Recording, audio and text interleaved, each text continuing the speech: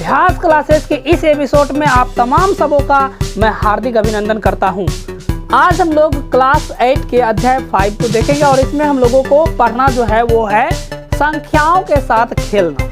अब देखिए संख्याओं के साथ खेलना कैसा, ये नहीं कि फुटबॉल हाथ में दे देगा ऐसे ऐसे खेलते रहेंगे, नहीं, तो उसके साथ क्या क्या हो सकता है। जैसे नंबर को चेंज करने की बात होती है तो उसको भी हम लोग संख्याओं के साथ खेलना कहते हैं। परसेंटेज की बात है तो वो हम लोग आगे देखेंगे कि उसके साथ कैसे खेलते हैं। देखिए यहाँ पे जो हमने हेडिंग दिया है वह दिया है संख्याओं का समान और प्रसारित रूप। मतलब क्या, जैसे कि अगर 35 को लिखना है तो क्या लिख सकते हैं, 3 × 10 प्लस क्या 5। अब ये 10 से गुना क्यों किए, क्योंकि ये दहाई के स्थान पे 3 था इसलिए हमने 10 से गुना किया, और इकाई के स्थान पे 5 था इसलिए हमने 1 से गुना करेंगे 5 को तो 5 ही होगा, और इसको 35 को हमने इस तरह से लिखा। अब देखिए इसी प्रकार हम क्या करते हैं, 83 को लिखे यहाँ पे 8 × 10 प्लस क्या 3।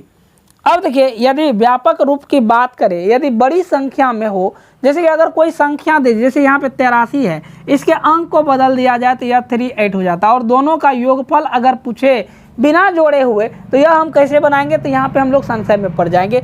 उन संशय को दूर करने के लिए इन नियमों का हम लोग क्या करते हैं, पालन करते हैं, और इनको हम लोगों को आगे थोड़ा सा देखेंगे उसको। तो यहाँ पे देखिए क्या होता है, यहाँ देखिए हमने लिखा है कि व्यापक रूप की बात यदि करें तो क्या होगा। जैसे मान के चले कि यहाँ पे 83 लिखे हैं और इस 8 को a माने और 3 को क्या माने, b माने, तो हम इसको क्या लिख सकते हैं। जैसे यहाँ पे देखिए लिखे हैं 8 × 10 प्लस 3, तो हम यहाँ पे क्या लिख सकते हैं, यहाँ पे देखिए इसी को हमने क्या किया, यहाँ पे हमने ऐसे लिखा है। मतलब क्या, एक सूत्र देने का प्रयास किया है कि उसको क्या लिख सकते हैं। तो यहाँ पे 10 × क्या, यहाँ पे जो a के स्थान पे वह a और प्लस कितना b के स्थान पे जो है उसको b, मतलब b के स्थान पे ऐसे हम लोग लिख सकते हैं। तो हम लोग अगर मान के चले कि कोई संख्या a b है, जैसे ये 83 था, ठीक है, जैसे कोई संख्या a b है तो उसको हम क्या लिख सकते हैं, उसको लिख सकते हैं 10 × a प्लस b। जैसे यहाँ पे देखिए a b बराबर 10a प्लस क्या b। अब देखिए यहाँ पे a b कोई समझ लेता है कि a b तो हम यहाँ पे a × b होगा, जो कि बिल्कुल गलत है। यहाँ पे वह a × b नहीं है, ठीक है ना, यह बात ध्यान दीजिएगा। जैसे यहाँ देखिए 25 को हमने क्या लिखा है, यहाँ पे 25 को 2 × 5 नहीं लिख सकते हैं। 2 × 5 अगर हम करेंगे तो यह 10 होता है, यह कितना होता है 10 होता है, लेकिन यहाँ पे दिया गया है 25, तो ये गलत है। तो हम इसको a और b, यहाँ पे ये a और b का मतलब a × b नहीं है, इसका मतलब ये ऐसा है। बात समझ रहे हैं, कोई 2 अंकों की बनी संख्या को हमने यहाँ पे a और b लिया है। तो इसको देखिए यह इस तरह से लिखा जा सकता है, और जब इसको लिख सकते हैं तो इस पे हम लोग समीकरण, तरह तरह के समीकरण को हम लोग क्या कर सकते हैं, सॉल्व कर सकते हैं। तो चलिए हम लोग देखते हैं। देखिए यहाँ पे हम लोगों ने जो यहाँ पे लिखा है 2 अंकों की संख्या में अंकों का पलटना।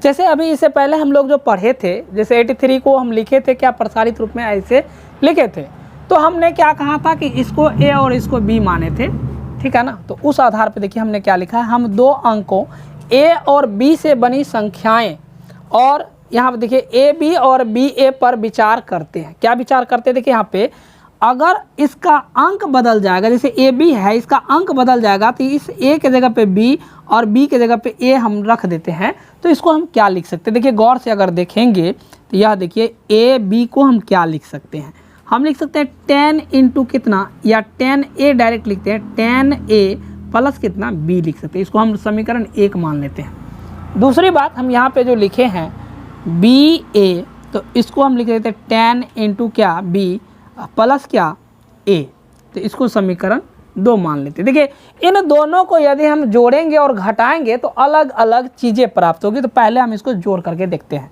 यहाँ पे लिखते हैं समीकरण 1 प्लस समीकरण 2, मतलब समीकरण 1 में समीकरण 2 को जोड़ रहे हैं, तो देखते हैं क्या आता है। यहाँ देखिए इसको हम लिख सकते हैं a प्लस b, ऐसे नहीं, यहाँ पे ए बी प्लस क्या बी ए। यदि इसको लिखेंगे तो यह लिखिए क्या लिखते हैं 10a प्लस क्या b प्लस क्या यहाँ पे 10b प्लस क्या a, ठीक है। और देखिए यहाँ पे इसको और क्या लिख सकते हैं, तो यहाँ पे लिख सकते हैं ए बी प्लस क्या बी ए बराबर क्या लिख सकते हैं, यहाँ पे 10a है, यहाँ क्या लिख सकते हैं 10a और 1a कितना हो गया 11a प्लस कितना 11b, यहाँ 10b और 1b 11b तो हम लिख सकते हैं इसको ए बी प्लस क्या बी ए बराबर कितना 11 इंटू ए प्लस बी। तो इसको गौर से देखिए, और यह जो है यहाँ पे यदि जैसे समीकरण 1 और समीकरण 2 को जोड़ा, तो यहाँ पे देखिए यदि दो संख्या का अंक पलट दे, जैसे अगर मान के चलिए यहाँ पे 83 है और प्लस हम क्या करें इसके अंक को बदल दे रहे हैं, यहाँ पे 38 लिख रहे हैं, तो हम इसको ऐसे भी डायरेक्ट लिख सकते हैं। क्या लिख सकते हैं 11 इंटू क्या ए, देखिए यहाँ पे ए पे कितना है 8 प्लस कितना 3, यहाँ हो जाएगा कितना, यहाँ है 11 और यहाँ पर भी क्या हो जाएगा गुना 11, 8 3 11, 11 गुना 11 121 होता है। इसको गौर से देखेंगे तो यह 121 होता है, और यह 121 जो होता है, तो यहाँ पे देखिए यदि गौर से एक बात और देखेंगे यहाँ पर, तो एक चीज़ और पता चलेगा। क्या पता चलेगा कि यह 11 से विभाज्य है। यदि किसी संख्या, कोई दो संख्या है और उसके अंकों को बदलने से कोई संख्या बना है, अर्थात वो 11 से विभाजित है, और किसी से विभाजित है, तो उस संख्या के योगफल से भी वह क्या है विभाजित है। यहाँ देखिए 8 प्लस 3 इन दोनों से भी विभाजित है। यदि हम उस संख्या में 11 से भाग दें, जैसे अगर मान के चलिए कोई संख्या ए बी बना हुआ है और इसको हम इसमें जोड़ते हैं क्या बी ए, तो यह जो है 11 से विभाजित होगा। यह क्या होगा 11 से विभाजित होगा, और भागफल में क्या होगा, भागफल की यदि बात की जाए तो यह होगा ए प्लस बी। देखिए यह क्यों होगा, क्योंकि यहाँ से देखिए हमको क्या आया है, हमको आया 11 इंटू ए प्लस बी आया है। इस 11 को इधर भेजेंगे तो यह भाग में आ जाएगा, और यहाँ से ये मिट करके या इतना बचेगा जैसे यहाँ पे हमने लिखा है। तो इस चीज़ को आप लोग गौर से, इस पर आधारित जितने भी सवाल होंगे हम लोग इसको आगे तो हम लोगों ने देखा कि इससे हमें क्या क्या बेनिफिट है। तो इनको आप चाहें तो लिख भी सकते हैं। क्या लिख सकते हैं देखते हैं यहाँ पे, यहाँ देखिए जैसे हमको यहाँ पे 11 और ए प्लस बी मिला है, तो इसको हम मान लेंगे यदि हम समीकरण 3, तो देखिए इस समीकरण से क्या क्या मिलता है। इससे मिलता है कि यदि कोई संख्या, ठीक है ना, यदि दो अंकों की संख्या, ठीक है, ए बी तथा बी ए दो संख्या है और उन दोनों को जोड़ा जाए या उन दोनों को जोड़े तो वह संख्या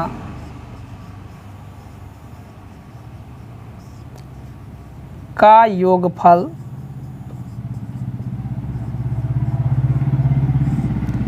ग्यारह से इंटू ए प्लस बी से क्या होगा विभाजित होगा, विभाजित होगा, ठीक है। और यदि इसी में कह दे कि 11 से भाग देंगे तो भागफल क्या होगा, तो वह होगा a प्लस बी। यदि मान के लिए a प्लस बी से भाग देंगे तो वह हमें भागफल जो होगा वह हमें प्राप्त होगा 11। तो इन सारी चीज़ों को जो अभी हम लोगों ने अध्ययन किया, इस पे कुछ सवाल को भी कर लेते हैं। देखिए क्या क्या सवाल हो सकता है, इन सवाल को ज़रा सा देखने का प्रयास कीजिए। जैसे अगर मान के चलिए कोई भी संख्या, जैसे यहाँ पे 53 है, हम कहते हैं कि इसके अंकों को बदलकर एक नई संख्या बनाई जाए और उन दोनों का योग, जैसे यहाँ पे देखिए, यहाँ पे 5 की जगह पे क्या 3 देंगे और यहाँ 5 देंगे, तो यह जो हमको प्राप्त होगा वह होगा 11 इंटू कितना 5 प्लस 3। तो यह देखिए यह कितना होगा, तो यह हो जाएगा 11 और इसके अंदर देखिए 5 प्लस 3 कितना 8, मतलब उस दोनों, इस दोनों को गुना करेंगे तो यह ऐसे होगा 88, ठीक है ना, होगा हमें 88। लेकिन देखिए यहाँ पे 11 से यदि भाग देंगे तो हमें भागफल कितना प्राप्त होगा 8, और शेषफल 0 प्राप्त होंगे।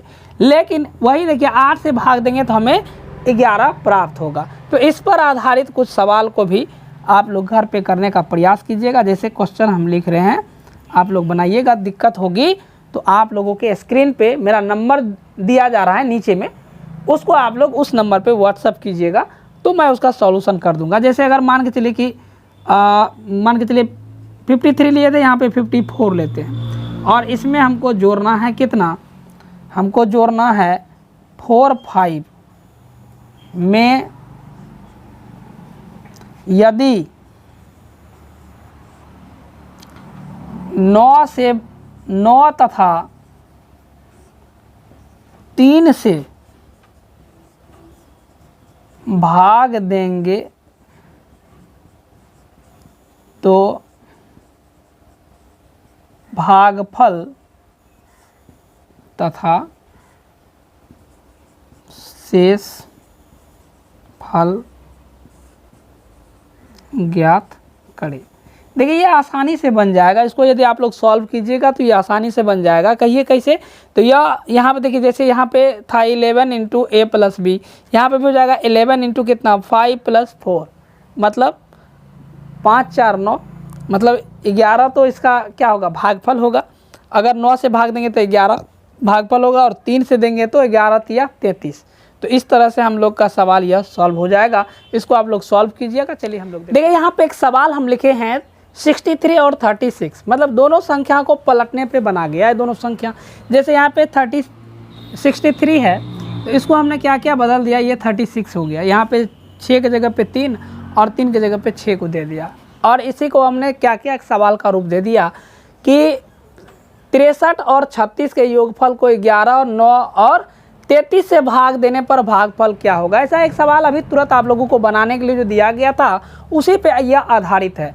यदि वह सवाल बना लीजिएगा तो यह सवाल आराम से बन जाएगा, लेकिन हम क्या करते हैं, इसको सॉल्व कर दे रहे हैं। आप वहाँ पे उसको सॉल्व कर लीजिएगा। देखिए यहाँ पे हम क्या करते हैं, इसको हम लोग क्या लिख सकते हैं, तो इसको हम लोग ऐसे, इससे पहले जो समीकरण प्राप्त किया था उससे हम लोगों ने प्राप्त किया था कि 11 इंटू क्या लिख सकते हैं, a + b, तो यानी 6 प्लस कितना 3, इसको a और इसको b मानते हैं।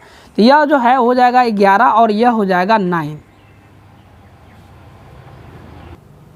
तो यहाँ पे 11 इंटू 9 हो जाएगा, या इसी को हम लोग लिख सकते हैं कितना 11 इंटू कितना 9, या इसी को लिख सकते हैं 11 इंटू कितना 3 इंटू 3।